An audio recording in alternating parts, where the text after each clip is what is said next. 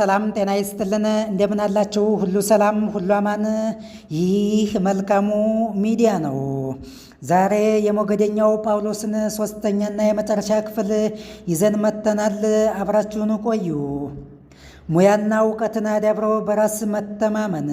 ንባብ ሕይወቱ ነበር። ሕይወቱን ሙሉ ሲያነብ፣ ሲጽፍ፣ ሲመራመር ኖሯል። መደበኛ ትምህርቱን ከአራተኛ ክፍል ያቋረጠው ጳውሎስ በሙያውና በእውቀቱ አንቱ ተብሎ ያለፈው ከንባብና ከሕይወት ልምድ ባካበተው የአእምሮ ሀብት ነው። የጳውሎስ ዩኒቨርሲቲዎች የሚያነባቸው መጽሐፍት የሚኖርበት ማህበረሰብና የሕይወት ገጠመኞቹ ናቸው። መጽሐፍ ለማንበብ አእምሮ ሁልጊዜ ክፍት ነው። ቆፍሮ ገብቶ ያነባል። ጠጥቶ ገብቶ ያነባል።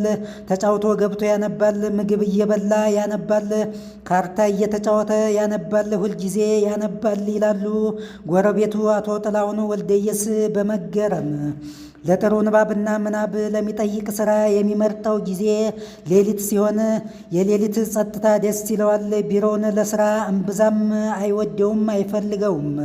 ሰውም፣ ስልኩም፣ ቢሮክራሲውም ምኑም አያሰራኝም ይል ነበር። ጳውሎስ ሁሉንም የንባብና የእውቀት መስክ ስለሚዳስስ የስራ ጓደኞቹ ስለ ብዙ ነገሮች የሚያማክሩትና የሚጠይቁት እርሱን እንደነበረ ይነገርለታል። ሙያዬን አትንኩብኝ፣ ስራዬን አትንኩብኝ የሚል ብስጩ ጸባይ ነበረው። በሙያው ተማምነውና አምነውት ለራሱ ከለቀቁለት ግን ገደሉን ሜዳ ማድረግ ይችላል። የራሱ ሲነካበት እንደማይወድ ሁሉ የሰውንም ስራ አጓጉል ነካክቶ ማበላሸት አይፈልግም። አርታያን በሌላው ሰው ጽሑፍ ላይ ክንዳቸውን ሲያበረቱ ሲመለከት እባካችሁ የሰው ስራ ሽባ አታድርጉ ብሎ ይቆጣ ነበር። ከማንኛውም ነገር በላይ ለሙያው ፍቅርና አክብሮት ነበረው።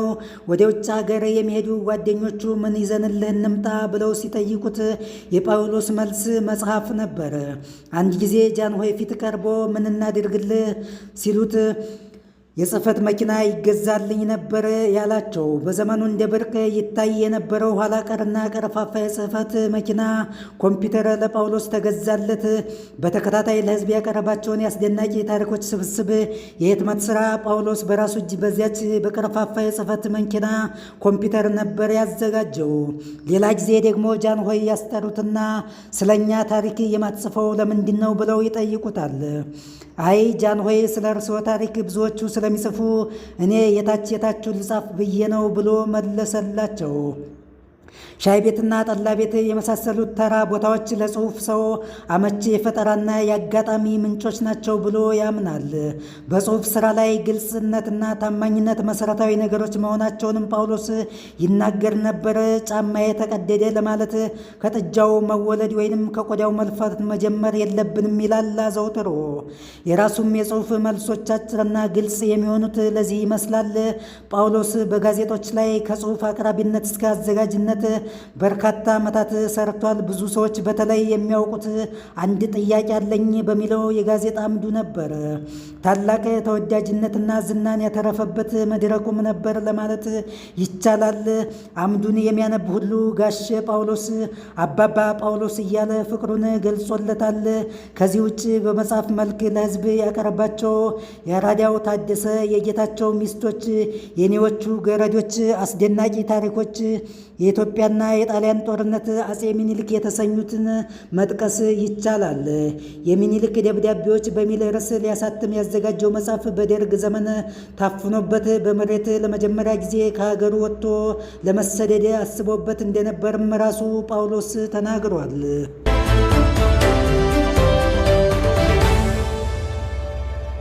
መጽሐፉን ለፕሬዝዳንት መንግስቱ አቀርበን እናሳይልሃለን ይሉት ነበር የጊዜው ባለስልጣናት ሹማምንት። መቼ ነው የምታቀርብልኝ? መቼ ነው የምታሳዩልኝ? ፕሬዝዳንቱ ደስ ባላቸው ጊዜ ብለው ይመልሱለታል። ጳውሎስ በየዕለቱ ምሽት ቴሌቪዥን ሲመለከት የመንግስቱ ፊት እንደጠቆረና እንደተኮሳተረ ያየዋል። እኚህ ሰው ዛሬም ደስ አላላቸውም፣ ለምቦጫቸውን እንደጣሉ ነው። መጽሐፉን የሚያዩልኝ መቼ ይሆን እያለ በየምሽቱ መቀለዱን ቀጠለ። የመጽሐፉም ነገር እዚያው ለግምገማ የሄደበት ቦታ ተድበስብሶ ቀረ። አንድ ጊዜ ደግሞ ሰርቶ አደር ጋዜጣን ጳውሎስ ይወዳት እንደሆነ ይጠየቃል። ጳውሎስ ስለዚህ ቀጥተኛ መልስ አልሰጠም፣ በተረት መለሰላቸው። ለመሆኑ ማርያምን ትወዳታለህ ተብሎ አንድ ሰው ቢጠየቅ ምነው አልወዳት ከግንድ የሚያላጋ ልጅ አላት ብሎ ነበር የመለሰላቸው። ጳውሎስ የሕይወቱን አብዛኛውን ክፍል በጋዜጣና መጽሔት ዝግጅት ላይ ስላሳለፈ ሙያውን ተክኖበታል። በዴሚና ሌአውት ስራ የታወቀ ነበረ። ካርቶኖች ቆራርጦ በጽሑፎቹ መሃል ማስገባት ደስታ ይሰጠዋል። ጋዜጦቹም ሆኑ መጽሔቶቹ መጨለም የለባቸውም። በስዕሎችና በካርቶኖቹ ደምቀው ዓይን መሳብ አለባቸው። ጽሑፎቹም ቡራቡሬ ደማቅ መሆን አለባቸው የሚል ከልምድ ያገኘው እምነት ነበረው። የሩህ መጽሔት አዘጋጅ የሆነው በመጨረሻ የዕድሜ ዘመኑ ቢሆንም የሙያ ፍቅሩ እንደ አዲስ ያገረሸበት ሁኔታ ነበረ። የፕሬስ ነፃነቱ ተስፋ ገና ብዙ ያሰራናል ብሎም ያምን ነበረ። ይሁንና ህመሙ አሸነፈው። ልቡ ትልቅ እያሰበ እጆቹ መጻፍ አቃታቸው። እጆቹ ተንቀጠቀጡ። ያም ሆኖ እስከ መጨረሻዋ ደቂቃ ድረስ በትግል ፍቅሩን መግለጹ አልቀረም። በውጭ ሀገር ሐኪም ቤት ውስጥ በሕክምና ላይ ሆኖ ለሩህ መጽሔት ሲጽፍ እጆቹ እየተንቀጠቀጡ ያስቸግሩት እንደነበረና ያንን ሁሉ የጻፈ እጅህ እንዲህ ክዳህ በማለት ታዝን እንደነበረ አስታማሚውና ባለቤቱ ወይዘሮ አዳነች ታደሰ አጫውታናለች። ብዕሩን እንደጨበጠ አለፈ። የጳውሎስ ህመም የጀመረው ከእግሩ ነው። እያደረ መንቀሳቀስ አቃተው። ጥቁር አንበሳ ሆስፒታል ሲገባ ህመሙ የአጥንት ካንሰር መሆኑ ታወቀ። ውለታ መላሾቹ ለባለቤቱና ጓደኞቹ እንጂ ለጳውሎስ አልተነገረውም። በጥንካሬው ዘመን ያገለገለው የአካባቢው ህዝብና የቅርብ ጓደኞቹ የጳውሎስን ውለታ ለመክፈል በጉዳዩ ላይ ተወያዩበት።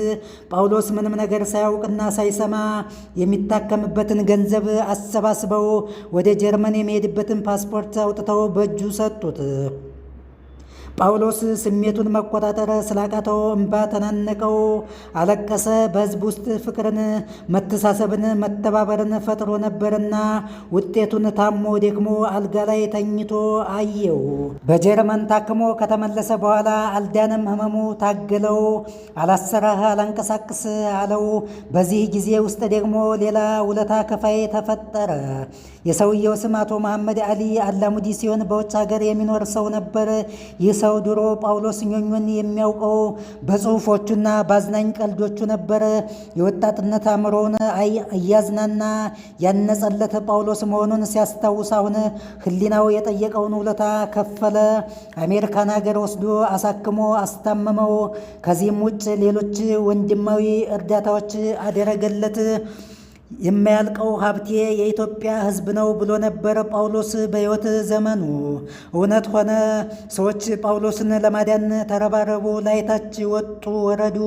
መልአከ ሞት ግን አልለቀቀውም። ግንቦት 29 ቀን 1984 ዓ.ም ወሰደው። በስድስተኛው ቀን አፈር ለበሰ፣ አፈር ቀመሰ። እጅግ በጣም ያሳዝናል፣ እጅግ በጣም ልብ ያማል። የሀገር ባለውለታ የሀገር ቤተ መጽሐፍ ፈረሰ፣ የሀገር ቤተ መጽሐፍ ጠፋ እንደማለት ነው ይላል ሩህ መጽሔት በቅጽ 1 ቁጥር 3 ዓመተ ምህረቱን በውል ባልጠቀሰው መረጃው ላይ። አቶ መሐመድ አሊ አላሙዲ ጳውሎስን ብቻ ሳይሆን በርካታ ኢትዮጵያውያንን በተለይ አርቲስቶችን በመርዳት የታወቁ ሰው ናቸው። ይህንን በተመለከተ በሚቀጥለው እትማችን ቃለመጠይቅ አድርገን መረጃ ይዘን እንመጣለን ይላል ሩህ መጽሔት በወቅቱ። ሐዋርያው ወዴት አለ? ከሰለሞን ታደሰ ጎሳ። እምቅ የታሪክ ሰነድ፣ የሐቅ ታዛ ፈርጥ ነዲድ፣ የሁሌ መማር ተማሪ፣ የአገር ምድር አስተማሪ፣ አንተም የእኛ ሐዋርያ የእኛ የአገር የኢትዮጵያ ብርሃን ጧፍ ሻማችን፣ ምነው ሳይነጋ ጠፋብን በውል ሳይበራ አይናችን፣ ጣር ምጥህን አስደምጠህ ከዘመን ቀመር ተፋጠህ ለእኛ የፈጠርክልን አመጣህ የሰራህልን ወልደ ልቦና ፍጡርህ ሩህ ያልካት አንዲቱ የዝርያ ብቸኛ ጫፍ እነሆ ያልካት ለምድሪቱ ምነው ሳይጠና ወገቧ ገና ነች አባት አምላኳን ተነጠቀች። ሩህ ሰጥቶ ሩህ ማጣት ንገረኝ ጳውሎስ የኔ አባት የሐዋርያ ወግ ነው የራስ ፈጠር ሊቅ ጠቢብ የውለው እውነት እንዲህ ነው የታሪክ ሀቅ ማጣቀሻ የአደርባይ ምትሃት ማርከሻ ሐዋርያው አልተመለሰም ውድ ሩሁን ተገላግሎ ገና በወጉም አልታረሰም። ምንም በል ገደቢሶቹ አምባራችን የተሰበረ እርጉም አሳዛኝ ልጆቹ ያርግድ ወየልኝ በል ያጤ ምኒልክ ትቢያቸው ከምድር በታች ይንበልበሉ የፋሽስት ፈንጅ የበላቸው የታሪክ ውስጥ ባለታሪኮች የአገር ምድራችን አዋቂዎች በሞት መዳፍ ስር የተኛችሁ ሀቃችሁን የሚያስተነትን ጳውሎስ ከእንግዲህ ተዋችሁ፣ ጳውሎስ ከእንግዲህ ተለያችሁ። ውድ አድማጭ ተመልካቾቻችን ለዛሬ ያዝንላችሁ ሶስተኛውና የመጨረሻው ክፍል የሞገደኛው ጳውሎስ ኞኞን የተመለከተ መረጃችንን እዚህ ላይ እናበቃለን። እናንተም ጊዜ፣ ገንዘብ፣ ጉልበት፣ ልብና ጆሮዊ ሕሊናችሁን በቅንነት ሰጥታችሁን አብራችሁን ስለቆያችሁ እጅግ በጣም እናመሰግናለን። ክብረት ይስጥልን። ሌላ ጊዜ በሌላ መረጃ ዳግመኛ እስከምንገናኝ መልካሙን ሁሉ እንመኝላችኋለን። መልካሙ ሚዲያ ታማኝ የመረጃ ምንጭ